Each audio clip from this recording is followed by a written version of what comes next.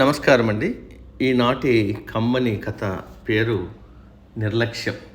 వినిపిస్తున్నది మీ విజయభాస్కర్. సమయం ఎంతో విలువైనది.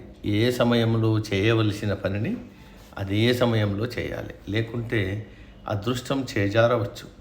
అనిత 7వ తరగతి చదువుతోంది. తెలివైన అమ్మాయి, చక్కగా చదువుతుంది, చక్కగా పాడుతుంది కూడా. కానీ ఆమెకు కొంచెం నిర్లక్ష్యం, బద్ధకం ఎక్కువ. ప్రతి పని వాయిదా వేస్తూ ఉంటుంది. అలా చేయవద్దు అని వాళ్ళమ్మ ఎన్నోసార్లు అనితను హెచ్చరించింది. కానీ అనిత నిర్లక్ష్యంతో ఆ మాటలు పట్టించుకునేది కాదు. ఒకసారి ఆ ఊళ్ళో సాంస్కృతిక కార్యక్రమాలు జరిగాయి. అన్ని స్కూళ్ళ విద్యార్థులకు పాటలు, ఆటల పోటీలు పెట్టారు. అనిత పాటల పోటీలో పాల్గొనింది. అందులో ఆమెకు మొదటి బహుమతి కూడా వచ్చింది.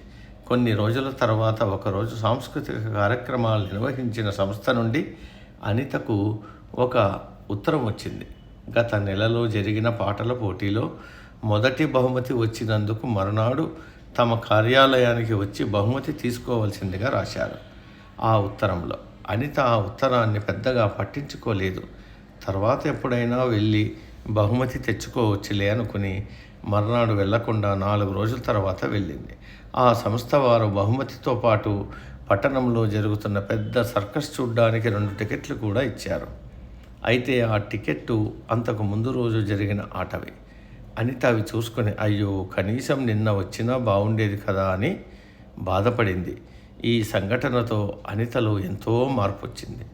నిర్లక్ష్యంగా ఉండకుండా ఎప్పటి పని అప్పుడే పూర్తి చేయడం ప్రారంభించింది. ఈ కథ యొక్క నీతి: ఆలస్యం అమృతం విషం. సమాప్తం.